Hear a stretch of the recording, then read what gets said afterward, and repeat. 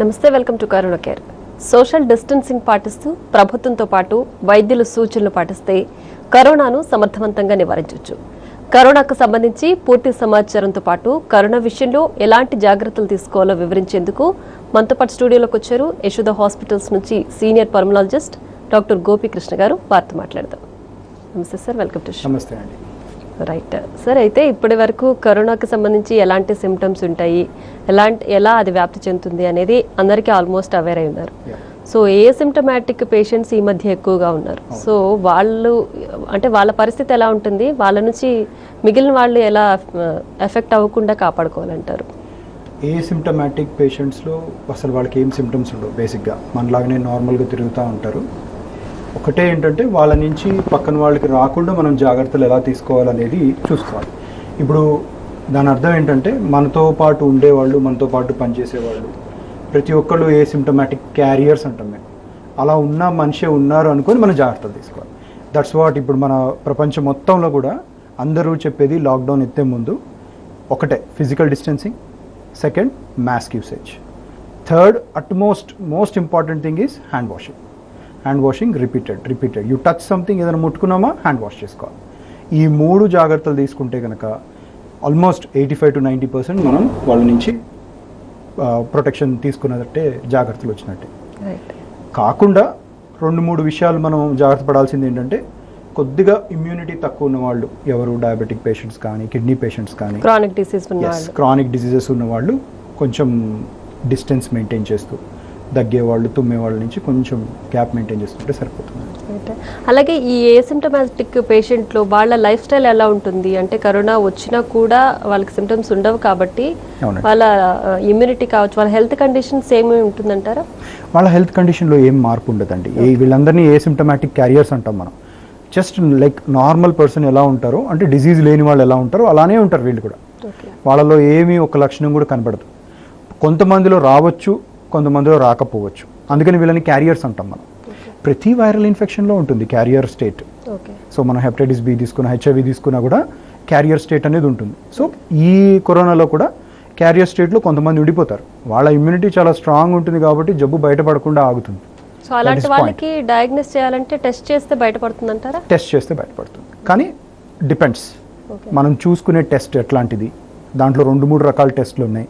మనం ఏదైతే RT-PCR చేస్తే తెలుస్తుందా, లేకపోతే యాంటీబాడీ టెస్ట్ చేస్తే తెలుస్తుందా అనేది వాళ్ళ సిచ్యువేషన్ బట్టి తీసుకోవాలి డిసిషన్. ఈ స్క్రీనింగ్ టెస్ట్లు నిర్వహిస్తున్నారు కదా, సో అలాంటి దాంట్లో ఈ ఏసిమ్టమాటిక్ పేషెంట్లు బయటపడతారు, కానీ ఓన్లీ 35-40% వరకు మనం కనుక్కోవచ్చు. అలా సో ఇట్లా బయటికి వెళ్ళినప్పుడు, ఇప్పుడు లాక్డౌన్ తీసేసిన తర్వాత ట్రాన్స్పోర్టేషన్ అనేది ఎక్కువ జరుగుతుంది. సో అలాంటి కండిషన్లో మనం ఎలాంటి ప్రికాషన్స్ తీసుకోవాలంటారు? మెయిన్గా ఒక్కసారి ఈ పబ్లిక్ ట్రాన్స్పోర్ట్ కానీ, ఆర్ ఇప్పుడు రెస్టారెంట్స్ కానీ, మాల్స్ కానీ ఏవి ఓపెన్ అయినా కూడా కంపల్సరీగా మనకి ఈ Covid guide lines government issue చేస్తారండి.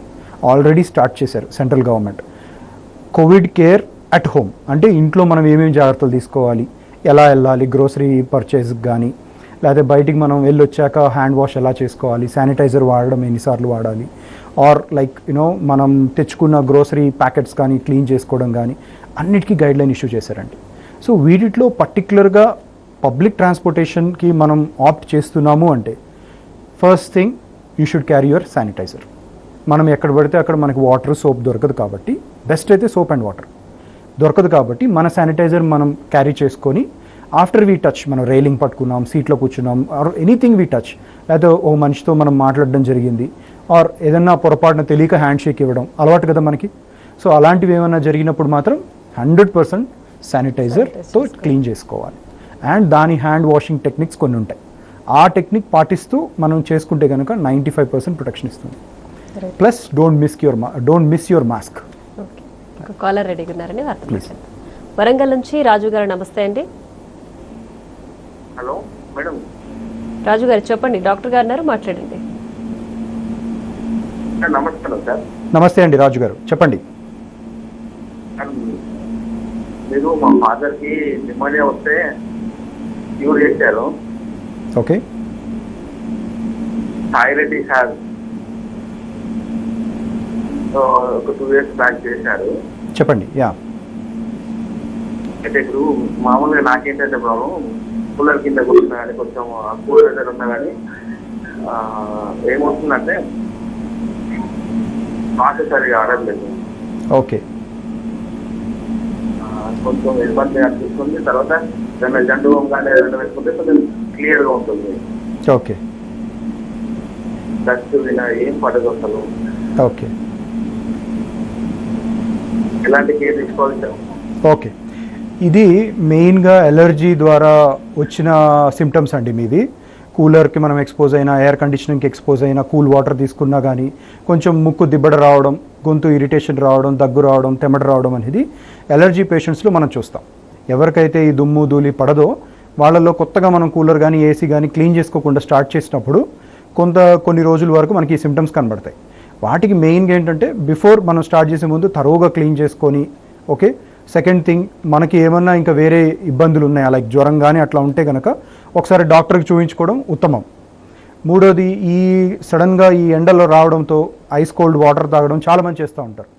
బట్ ఎలర్జీ ఉన్న వాళ్ళు మాత్రం ఐస్ కోల్డ్ వాటర్ ఇప్పుడు కూడా అవాయిడ్ చేయడమే బెటర్. వాళ్ళకి సంబంధించి రూమ్ టెంపరేచర్ ఉన్న వాటర్ కానీ డ్రింక్స్ కానీ తీసుకోవడం వల్ల ప్రాబ్లమ్స్ ఉండవండి. రైట్ డాక్టర్, అలాగే ఈ టైంలో, ఈ సమ్మర్ టైంలో అండ్ కరోనా టైంలో ఈ లంగ్ ఇన్ఫెక్టెడ్ డిసీజెస్ ఏమైనా ఉంటే అలాంటివి కంటాజియస్ అయ్యే ప్రమాదం ఏమైనా ఉందంటారా? కంటేజియస్ డిసీజెస్ లంగ్ పరంగా అంటే మనం చూస్తున్న ఇప్పుడు కోవిడ్-19 వరల్డ్ వైడ్ అందరినీ ఇబ్బంది పెడుతుంది. రెండోది, ఈ కోవిడ్-19 వచ్చిన వాళ్ళకి కొద్దిగా న్యూమోనియా స్టార్ట్ అవుతుంది. ఆ న్యూమోనియా వచ్చిన వాళ్ళు బాగా ఇన్ఫెక్టివ్గా ఉంటారండి. రెండోది, ఈ సమ్మర్లో మనకి కంటేజియస్ డిసీజెస్ అంటూ చాలా తక్కువ ఉంటాయండి లంగ్ పరంగా. సో 90% లంగ్ పేషెంట్స్ అందరూ చాలా ఫ్రీగా హ్యాపీగా ఉండేది సమ్మర్లోనే. కొంతమంది టీబీ పేషెంట్స్లో మాత్రం ప్రాబ్లమ్స్ వస్తాయండి. ట్యూబర్క్లోసిస్ పేషెంట్స్లో ఏంటంటే వాళ్ళకి లంగ్స్ కొంచెం డ్యామేజ్ అయ్యి దాంట్లో తెమడ ఇరుక్కుపోవడం వల్ల కొన్ని లంగ్ ఇన్ఫెక్షన్స్ వచ్చి వాళ్ళకి బ్లడ్ పడడం ఇలాంటివి చూస్తుంటాం. సమ్మర్లో మేము చూసేవి ఎక్కువ అవే డిసీజెస్.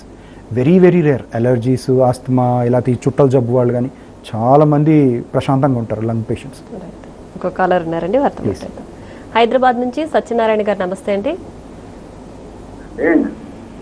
డాక్టర్ గారు ఉన్నారు, మాట్లాడండి.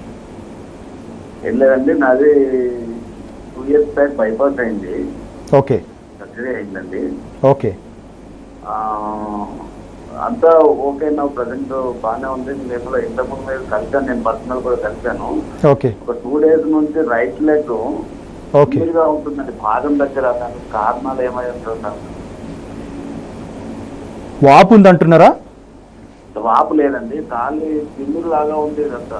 ఓకే. అది భయపడే విషయం అయితే కాదండి సత్యనారాయణ గారు. సో మెయిన్గా తిమ్మిరులు రావడం, కాళ్ళు కొంచెం లాగినట్టుగా ఉండడం అనేది విటమిన్ డెఫిషియన్సీస్లో చూస్తాం. Especially vitamin B12 deficiency, calcium deficiency, vitamin D deficiency వాళ్ళల్లో తిమ్మిరులు రావడం, ఆర్ ఎక్కువసేపు కూర్చొని ఉండడం, నడక లేని వాళ్ళు, వీళ్ళలో ఏంటంటే నరాలు ఒతుకుపోయి కొంచెం ఈ తిమ్మిరులు రావడం జరుగుతుంది. అదేం భయపడే విషయం కాదు. ఒకసారి పరీక్ష చేయించుకుంటే బెటర్, నరాల స్పెషలిస్ట్ని కలిసి.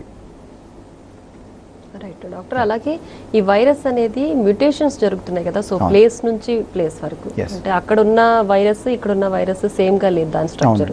సో అలాగే పర్సన్ టు పర్సన్ కూడా మ్యూటేషన్స్ జరుగుతాయంటారా?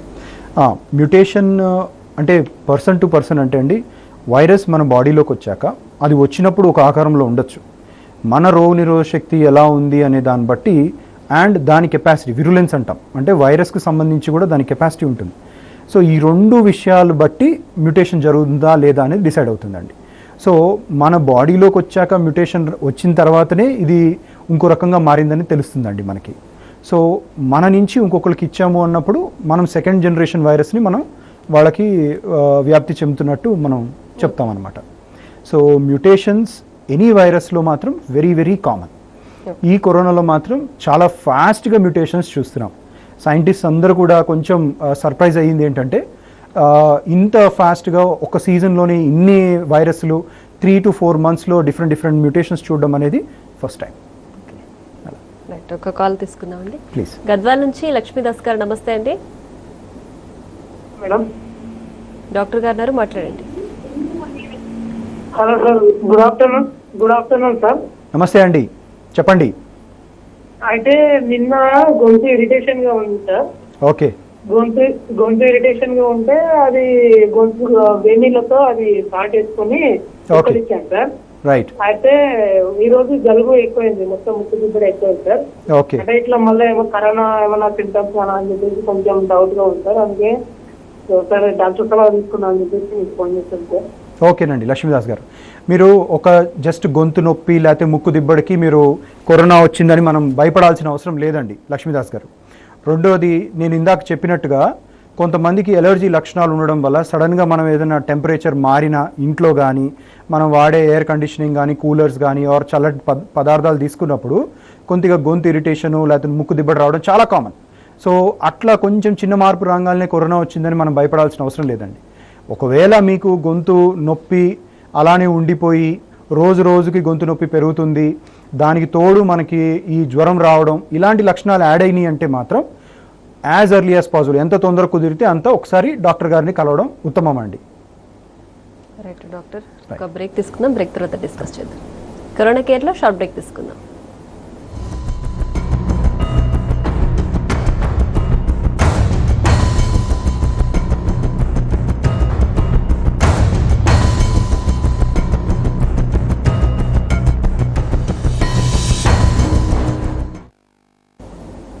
Welcome back. డాక్టర్ ఒక కాలర్ ఉన్నారు, వర్తమాన్. ప్లీజ్. హైదరాబాద్ నుంచి దినేష్ గారు, నమస్తే అండి. నమస్తే మేడం. డాక్టర్ గారు ఉన్నారు, మీ డౌట్ ఏంటో క్లారిఫై చేసుకోండి. నమస్తే అండి. సార్ నమస్తే సార్. చెప్పండి సార్, ఇప్పుడు మనకి ఇప్పుడున్న పరిస్థితుల్లో పెద్దవాళ్ళకైతే మాస్క్ ద్వారా కానీ శానిటైజర్ హ్యాండ్ వాష్ ద్వారా కానీ ప్రికాషన్ తీసుకుంటున్నారు. అవునండి. మరి వాట్ అబౌట్ చిల్డ్రన్ సార్? మాకు అంటే 4 years 5 years బిలో 2 years వాళ్ళు వాళ్ళకి ఏమైనా జలుబు దగ్గు ఇలాంటి సిమ్టమ్స్, యూజువల్లీ డ్రెస్ అలర్జీ ఉన్న వాళ్ళు ఉంటారు కదా, అవును, వాళ్ళకి ఎట్లాంటి ప్రికాషన్ తీసుకోవచ్చు మీ అడ్వైస్ కోసం? ఓకే. ఫస్ట్ థింగ్, చిన్నపిల్లలకి మనం స్పెసిఫిక్గా హ్యాండ్ వాషింగ్ అనేది కొంచెం ట్రైన్ చేసుకోవాల్సి వస్తుంది, లేదా మనమే హ్యాండ్ వాష్ చేయాల్సి వస్తుంది. ఎందుకంటే వాళ్ళు ఒక దగ్గర ఉండరు, తిరుగుతూ ఉంటారు, అవి ఇవి పట్టుకుంటూ ఉంటారు. ఇది ఒకటి మనం చేయొచ్చు. మాస్క్ అనేది పిల్లలకి ఇప్పటివరకు గవర్నమెంట్ ఇంకా పర్మిషన్ ఇవ్వలేదండి బయటికి వెళ్ళడానికి, బయట ఆడుకోవడానికి. సో ఒకసారి మనకి లాక్డౌన్ లిఫ్ట్ చేసేటప్పుడు ఫేజ్డ్గా లిఫ్ట్ చేస్తారు. చేసినప్పుడు ఎప్పుడైతే కిడ్స్కి బయట వెళ్ళి ఆడుకోవడానికి లేకపోతే ముసలి వాళ్ళు వాకింగ్ చేయడానికి పర్మిషన్ ఇస్తారో అప్పుడు మాత్రం చిన్నపిల్లలకు కూడా మాస్క్ ధరించవలసి వస్తుంది కంపల్సరీగా. రెండోది, ఇప్పుడు ఈ క్లైమేటిక్ చేంజ్ సడన్గా ఎండ నుంచి చల్లటిదనం నుంచి వేడికి రావడం, సడన్గా వాతావరణం మారడం, ఈ వానలు పడడం, వీటి వల్ల కొంచెం దగ్గు జలుబులు వస్తుంటాయి, పోతూ ఉంటాయి. ప్రతి చిన్న దగ్గు జలుబు కూడా మనం కంగారు పడాల్సిన అవసరం లేదు. సో సింపుల్ సిమ్టమాటిక్ ట్రీట్మెంట్, మన దగ్గర ఏదైనా పారాసిటమాల్ ఉంటే వాళ్ళకి సరిపడా డోస్లో పారాసిటమాల్ ఇవ్వడం, సెట్రిజిన్ ఉంటే సెట్రిజిన్ పోయడం, ఇలాంటి సిరప్లు మనం వాడుకొని ఒక 2-3 రోజులు చూసి తగ్గలేదు, జ్వరంకి మారింది అన్నప్పుడు మాత్రం ఒకసారి చెక్ చేసుకోవడం అవసరం అండి. రైట్, నెక్స్ట్ కాల్ తీసుకుందాం ప్లీజ్. ఈసీఐఎల్ నుంచి శ్రీనివాస్ గారు, నమస్తే అండి. నమస్కారం అండి. నమస్తే అండి శ్రీనివాస్ గారు, సార్ నమస్కారం సార్. చెప్పండి. సార్ ఒక 50 days నుంచి కాఫ్ ఉంది సార్ నాకు. మ్యాక్సిమం ఒక 6-7 years నుంచి కాఫ్ కానీ జ్వరం కానీ తెలియదు సార్. ఓకే. అయితే ఈ మధ్యలో సీజన్ లో ఎక్కువగా గ్రేప్స్ తీసుకున్నాం సార్. రైట్. దాని వల్ల ఏమన్నా అంటే కాఫ్ వచ్చినప్పుడు నంజుతో పాటు నాకు దగ్గు వస్తుంది. ఓకే. ఆ నంజు బయటకు వచ్చేంత వరకు కాఫ్ వస్తుంది. మరి ఈ మధ్యలో కాఫ్ కూడా డేంజర్ ఉన్నట్టుగా కరోనా లక్షణాలు అంటున్నారు కదా, అవునండి. భయంతో మీరు అవైలబుల్ ఉన్నారని ఫోన్ చేశాను సార్. అదేనండి శ్రీనివాస్ గారు, ఫస్ట్ థింగ్, ఫస్ట్ కాఫ్ వచ్చింది 10 రోజులు దాటింది అన్నప్పుడు కంపల్సరీ మనం చెక్ చేసుకోవాలి. అది గ్రేప్స్ వల్ల వచ్చిందా లేకపోతే ఇతర పదార్థాల వల్ల వచ్చిందా అనేది ఒకసారి మనం పరీక్ష చేసుకొని డాక్టర్ గారు డిసైడ్ చేస్తే ఉత్తమం అండి. సెకండ్ థింగ్, కాఫ్ వచ్చి తగ్గకుండా తెమడ రావడం, ఇవన్నీ కూడా కొద్దిపాటి ఎలర్జీ లక్షణాలు. 2, కరోనా ఉండొచ్చా అంటే కరోనా ఉందా లేదా మనం గెస్ చేయలేం. రెండోది, మీకు ఇతర లక్షణాలు లేవు, ఏది జ్వరం ఉండడం, బాడీ పెయిన్స్ ఉండడం, లేకపోతే స్మెల్ రాకపోవడం, ఇలాంటి లక్షణాలు లేవు కాబట్టి ఉండకపోవచ్చు. ఒకసారి మనం దగ్గరున్న పల్మనాలజిస్ట్ని కానీ ఫిజిషియన్ని కానీ కాంటాక్ట్ చేస్తే వాళ్ళు కావాల్సిన పరీక్షలు చేసి ఇది నార్మల్ కాఫా, ఎలర్జీ కాఫా, లేకపోతే ఏదైనా ఇన్ఫెక్షన్ రిలేటెడ్ అనేది డిసైడ్ చేస్తారు. దానికి సంబంధించి మనం మందులు వాడుకుంటే మీరు బ్రహ్మాండంగా ఉండొచ్చు, భయపడాల్సిన అవసరం లేదు. రైట్ డాక్టర్, ఈ లంగ్స్ సంబంధించిన డిసీజెస్ ఉన్న వాళ్ళు సమ్మర్లోనే ఫ్రీగా ఉంటారు అని చెప్పారు. అవునండి.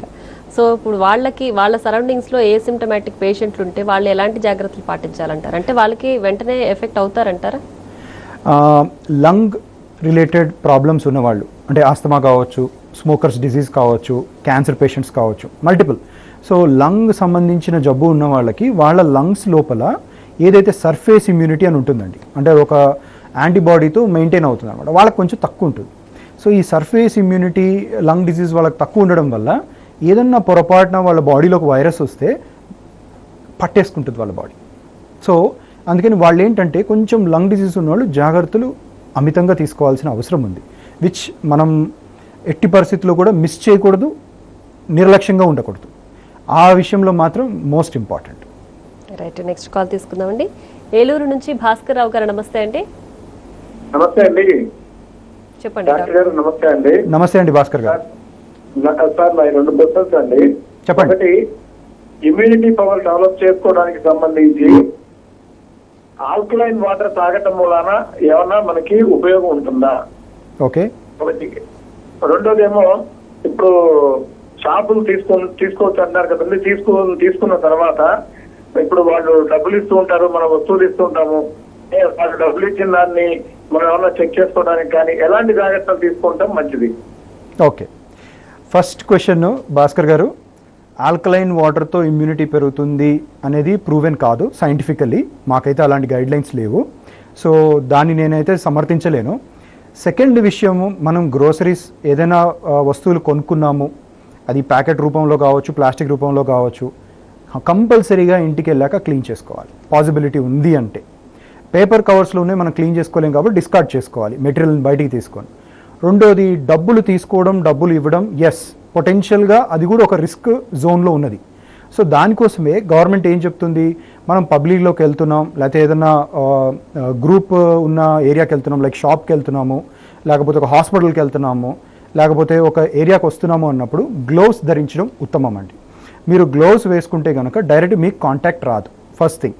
సెకండ్ థింగ్, మీరు తెచ్చుకున్న డబ్బులు కూడా ఒక ప్లాస్టిక్ కవర్లో పెట్టి ఫోల్డ్ చేసి పెట్టుకోవడం అన్నిటికన్నా ఉత్తమం అండి. So you remove the money from the cover and glow ద్వారా వాళ్ళకి మళ్ళీ వెనక్కి ఇవ్వడం, అట్లా ఎక్స్చేంజ్ చేసుకోవడం బెస్ట్. కొన్ని గైడ్లైన్స్ వస్తున్నాయి, ప్రాబబ్లీ ఇంకొక 2 వీక్స్లో మనకి రావచ్చు. అల్ట్రావైలెట్ రేస్తో కొంచెం ఈ మన ఏదైతే మనం డైలీ యూజ్ చేస్తాం చూడండి, మన వాచెస్ కానీ సెల్ ఫోన్స్ కానీ లేకపోతే ఈ మనీ కానీ స్టెరిలైజ్ చేసే అవకాశం ఉంది. అవి రిలీజ్ అయ్యాక అప్పుడు మనం we can use them. Right, next call తీసుకుందామండి. హైదరాబాద్ నుంచి ప్రభాకర్ గారు, నమస్తే అండి. నమస్తే మేడం. డాక్టర్ గారు ఉన్నారు, మాట్లాడండి. నమస్తే సార్. నమస్తే అండి ప్రభాకర్ గారు. ఏం చేశారు ఇప్పుడు 1 వీక్ నుంచి ఓన్లీ నాకు కొంచెము నోరు కొంచెము డిఫరెన్స్ అనిపిస్తుంది. ఓకే.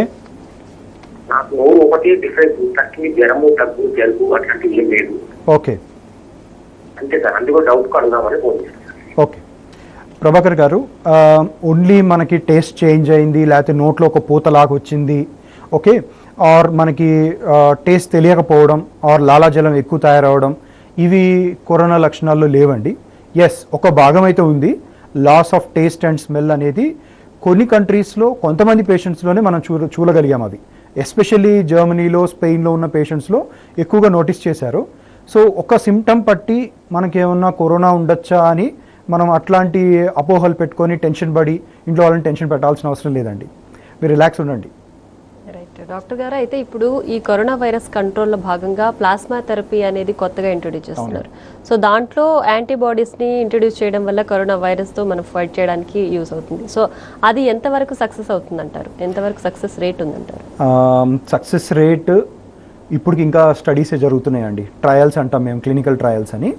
సో క్లినికల్ ట్రయల్స్లో మెయిన్గా చైనాలో ఇంకా స్పెయిన్లో చూసిన ట్రయల్స్లో అండ్ కొత్తగా ఇప్పుడు అమెరికాలో కొన్ని జరుగుతున్నాయి.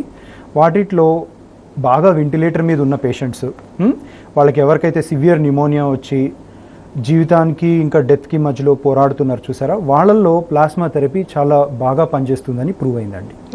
ఎస్పెషల్లీ లైక్ మనం ఒక 70-80% పేషెంట్స్, అంటే 100 పేషెంట్స్లో ఇస్తే 70-80% పేషెంట్స్ ఇంప్రూవ్ అవుతున్నారని చూపిస్తున్నారు. సో ఇప్పటి వరకు మనం ఒక పర్టికులర్ ఈ కరోనాకి ఈ మందు వాడితే తగ్గిపోతుంది అనేది కనుక్కోలేదు. కాబట్టి మనకు వచ్చిన ఏవైతే ప్రూవెన్ ఈ క్లినికల్ ట్రయల్స్లో ట్రీట్మెంట్ మొడాలిటీస్ ఉంటాయో అవి మనం అడాప్ట్ చేసుకొని ముందుకు వెళ్లాల్సిందేనండి. అయితే ఇప్పుడు ఈ లాక్డౌన్ వల్ల జనాలందరూ ఇళ్లలోనే ఉంటున్నారు, బయట తిరిగే పరిస్థితి లేదు. కాబట్టి ఈ విటమిన్ డికి చాలా దూరంగా ఉంటున్నారని చెప్పొచ్చు. సో ఆ డెఫిషియన్సీ వల్ల ఏమైనా ప్రాబ్లమ్స్ వచ్చే అవకాశం ఉందా, అది ఎలా ఓవర్కమ్ చేయొచ్చు అంటారు? విటమిన్ డి డెఫిషియన్సీ ఎవరికైతే సన్లైట్ ఎక్స్పోజర్ ఉండదో, అంటే సన్లైట్ ఎక్స్పోజర్ అంటే ఓన్లీ మొహం వరకు తగలడం కాదండి, బాడీలో చర్మానికి సన్లైట్ తగులుతూ ఉంటే అది తయారవుతూ ఉంటుంది. సో ఈ విటమిన్ డి డెఫిషియన్సీ వల్ల కొన్ని స్టడీస్లో ఏం ప్రూవ్ అయిందంటే వాళ్ళకి కొద్దిగా ఇమ్యూనిటీ తక్కువ ఉండడం, దానివల్ల వాళ్ళకి కరోనా రావడం జరిగింది అని ఒక స్టడీ రీసెంట్గా రిలీజ్ అయింది.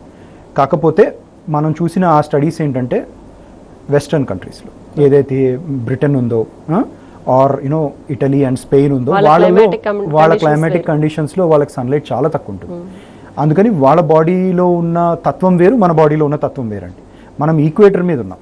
సో మన బాడీలో విటమిన్ డి ఎక్కువ రోజులు స్టోర్ అవ్వదండి, మనం కంటిన్యూస్గా ఎక్స్పోజ్ అవుతూ ఉంటాం కాబట్టి తయారవుతుంటుంది, డిప్లీట్ అవుతాం. వాళ్ళ బాడీస్ డిఫరెంట్, వాళ్ళకి సన్లైట్ తగిలినప్పుడు స్టోర్ అవ్వడం మొదలెడుతుంది. సో వాళ్ళకి సప్లిమెంటేషన్ కన్నా మనకి సప్లిమెంటేషన్ ఎవరైతే సన్లైట్కి వెళ్ళరో కంపల్సరీగా తీసుకోవాల్సిన అవసరం ఉంటుంది. రైట్. అలాగే ఇమ్యూనిటీ పెంచుకోవడానికి ఇప్పుడు ప్రజెంట్ మన దగ్గర ఉన్న అవైలబిలిటీ ఫ్రూట్స్ కావచ్చు, ఇంట్లో దొరికే స్పైసెస్ కావచ్చు, ఏవి తీసుకుంటే మనం ఇమ్యూనిటీ పెంచుకోవచ్చు అంటారు? ఫస్ట్ ఇమ్యూనిటీ అనగానే ఫస్ట్ మైండ్లోకి అందరికి వచ్చేది ప్రోటీన్. సో అది యానిమల్ ప్రోటీనా, వెజిటబుల్ ప్రోటీనా, అది ఇండివిజువల్ చాయిస్ బట్టి డిసైడ్ చేసుకోవాలి. యానిమల్ ప్రోటీన్స్ అంటే డైలీ ఎగ్స్ ఉండడం, అట్లీస్ట్ ఏజ్డ్ పీపుల్ ఉన్నారనుకోండి ఎగ్ వైట్స్ అన్న ఉండడం, ఇంక్లూడ్ చేయడం. రెండోది చికెన్ కానీ వాళ్ళ మటన్ కానీ వాళ్ళ చాయిస్ ఏదైతే దొరుకుతుందో అది చూసుకొని అది తీసుకోవడం వల్ల డెఫినెట్గా ఇమ్యూనిటీ బూస్ట్ అవుతుంది. అండ్ ఆ అపోహలు ఐ థింక్ ఈ పాటికి అందరికి క్లియర్ అయినట్టున్నాయి, ఈ మటన్ చికెన్ వల్ల కరోనాలు రావడం అనేది జరగదు అని. రెండోది వెజిటేరియన్స్కి వచ్చినప్పుడు కొద్దిగా ఇబ్బందులు ఉన్నాయి, వాళ్ళకి చాలా లిమిటెడ్ ప్రోటీన్ రిచ్ ఫుడ్ ఉన్నాయండి. లైక్ సోయాబీన్ వాడడం, పనీర్ వాడడం, మిల్క్ యూస్ చేయడం, దాల్స్, నట్స్, వీటిలో ప్రోటీన్స్ ఉంటాయి. అవి మనం కొంచెం మోతాదు పెంచుకొని రోజు తీసుకునే మోతాదు కన్నా కొద్దిగా పెంచుకోగలిగితే కనుక మనకు ప్రోటీన్ బిల్డ్ అవుతుంది. ప్లస్ విటమిన్స్ అంటే మళ్ళీ మన ఫ్రూట్స్ అండ్ వెజిటబుల్స్ వస్తాయండి. వీటితో పాటు అనదర్ ఇంపార్టెంట్ పాయింట్, మనం అన్నీ ఎప్పుడు ఎలా తీసుకుంటే ఇమ్యూనిటీ పెరుగుతుందా అని ఆలోచిస్తున్నాం. ఎక్సర్సైజ్ చేయడం వల్ల కూడా ఇమ్యూనిటీ పెరుగుతుందండి, ఖర్చు పెట్టడంలో కూడా పెరుగుతుంది. అలాగే ఆస్తమా పేషెంట్స్ అంటే లంగ్ డిసీజెస్ ఉన్న వాళ్ళు ఎవరైనా ఉంటే వాళ్ళు ఎలాంటి ఫుడ్ తీసుకోవాలంటారు? ఆస్తమా పేషెంట్స్కి పర్టికులర్గా వాళ్ళకి రెస్ట్రిక్షన్స్ ఉంటాయండి, వాళ్ళు అన్ని రకాల ఫుడ్లు తినడం కుదరదు. అండ్ అన్ని టైంలో కూడా డేలో కూడా అన్ని టైంలో తినడం కుదరదు. సో ఆస్తమా పేషెంట్స్లో మెయిన్గా పులుపు అండ్ బాగా చల్లటివి స్ట్రిక్ట్లీ అవాయిడ్, అసలు వాళ్ళకి ఛాన్సే లేదు. సో ఈ ప్రోటీన్ రిచ్ ఫుడ్ తినడం అనేది వాళ్ళకి అవాయిడ్ చేయాల్సిన అవసరం లేదు. కొంతమంది ఉంటారు, ఒక 1% పీపుల్లో చికెన్ కానీ ఎగ్ కానీ పడని వాళ్ళు ఎవరైతే ఉంటారో వాళ్ళు అవాయిడ్ చేసి ఆల్టర్నేటివ్ ప్రోటీన్స్ తీసుకోవాల్సిన అవసరం ఉంది. యాక్చువల్గా కొన్ని ఫ్రూట్స్ వాళ్ళని అవాయిడ్ చేయమంటాము, లైక్ బనానా, సీతాఫల్ ఇలాంటివి. అవి అవాయిడ్ చేసి మిగతా ఫ్రూట్స్ డైలీ ఒక్కసారి ఫ్రూట్ ఇంక్లూడ్ చేస్తే డైట్లో they will definitely be good అండి, బాగుంటారు. నెక్స్ట్ కాల్ తీసుకున్నామండి. హైదరాబాద్ నుంచి వేణుగోపాల్ గారు, నమస్తే అండి. నమస్తే అమ్మా, డాక్టర్ గారితో మాట్లాడుతున్నా. నమస్తే అండి వేణుగోపాల్ గారు. నమస్తే సార్, నమస్కారం అండి. నమస్తే. నాకు దగ్గు, జలుబు అవన్నీ ఏం లేవండి. ఓకే. కాలు కొంచెం, నోరు కొంచెం డిఫరెన్స్ కనిపిస్తుందండి. ఓకే. ఆరు దమ్ము అట్లాంటిది ఏం లేదు. ఓకే. నా కాలు ఒకటి, నోరు ఒకటి చేయించి అంతే, కొంచెం తెలియదు. ఓకే, దానికి ఏమి భయపడాల్సిన అవసరం లేదండి వేణుగోపాల్ గారు. సో ఓన్లీ మనకి ఏదైతే థ్రోట్ కానీ గొంతు కానీ చేంజ్ లాగా వచ్చిందో, ఏదన్నా కంజెషన్ అంటాం, ఏదైనా ఇన్ఫెక్షన్ వచ్చినా లేకపోతే ఫుడ్ మెటీరియల్ మారినా, క్లైమేట్ మారినా కొంతమందికి వస్తూ ఉంటుంది. ప్లస్ ఈ సీజన్లో మనం వాటర్ బాగా తీసుకోవాలండి. కొంతమంది వాటర్ సరిగ్గా తీసుకోక డ్రైనెస్ వల్ల కూడా గొంతు నొప్పిలాగా అనిపించడం, లేకపోతే పట్టేసినట్టుగా అనిపించడం, ఇలాంటి లక్షణాలు కనబడుతుంటాయి. సో వాటర్ బాగా తీసుకొని సాల్ట్తో గార్గిల్ చేయగలిగితే దానికన్నా ఉత్తమం ఏం లేదండి. సో గొంతు మారింది అని చెప్పి, కరోనా ఉంది అని చెప్పి అపోహలు లాంటివి పెట్టుకోవద్దండి, భయపడాల్సిన అవసరమే లేదు దాని గురించి. రైట్ డాక్టర్ గారు, అయితే ఇప్పుడు ఈ కరోనా వచ్చిన తర్వాత మెయిన్ ఎఫెక్ట్ అయ్యే పార్ట్ లంగ్స్. అవునండి. సో లంగ్స్ కాకుండా ఇంకో ఏదైనా ఆర్గన్ ఎఫెక్ట్ అయ్యే ఛాన్స్ ఉందంటారా ఇప్పటి వరకు ఉన్న స్టడీస్ ప్రకారం? ఎస్, మెయిన్గా ఫస్ట్ అది పోర్ట్ ఆఫ్ ఎంట్రీ అంటామండి, నోస్ ద్వారా లంగ్స్లోకి వెళ్తుంది. లంగ్స్లో అది లాడ్జ్ అయినాక ఒకసారి అది నిమోనియా లాగా క్రియేట్ చేస్తుంది. నిమోనియా అంటే లంగ్ గట్టిపడడం. నిమోనియా లాగా ఫామ్ అయ్యాక నెక్స్ట్ బ్లడ్లోకి అది స్లిప్ అయింది అనుకోండి, అక్కడి నుంచి అది హార్ట్ని ఎఫెక్ట్ చేయొచ్చు, కిడ్నీస్ ఎఫెక్ట్ చేయొచ్చు, లివర్ని ఎఫెక్ట్ చేయొచ్చు. ఎక్కువగా స్టడీస్లో చూసింది ఏంటంటే లంగ్స్తో పాటు కిడ్నీస్ సైమల్టేనియస్గా ఎఫెక్ట్ అవ్వడం చూసారండి. అంటే సిక్ పేషెంట్స్లో, అందరిలో కాదండి. బాగా వెంటిలేటర్ అవసరం పడి ఐసీయూలో ఉన్న వాళ్ళల్లో మాత్రం కిడ్నీస్, లంగ్స్ ఎక్కువ ఎఫెక్ట్ అవ్వడం. మూడోది హార్ట్ ఎఫెక్ట్ అవ్వడం బాగా నోటీస్ చేస్తున్నారు. సో కిడ్నీస్లో ఏంటంటే kidney failure, acute kidney injury అంటాం అనమాట. టెంపరీగా ఒకసారి కిడ్నీ పనితనం తగ్గడం, హార్ట్ మీద ఎఫెక్ట్ వచ్చినప్పుడు హార్ట్ బీటింగ్ స్కిప్ అవ్వడం, ఫాస్ట్ కొట్టుకోవడం లాంటిది నోటీస్ చేస్తున్నాం అనమాట. సో వాటికి కూడా సపోర్టివ్ ట్రీట్మెంట్ ఇస్తే వాళ్ళు కూడా ఇంప్రూవ్ అవుతున్నారండి. రైట్ డాక్టర్ గారు, కరోనా గురించి ఇప్పటి వరకు నా అపోహల గురించి చాలా చక్కగా వివరించారు. Once again thank you so much. Thanks అండి. థ్యాంక్స్. రైట్, ఇది వాళ్ళ corona care. Keep watching tea news.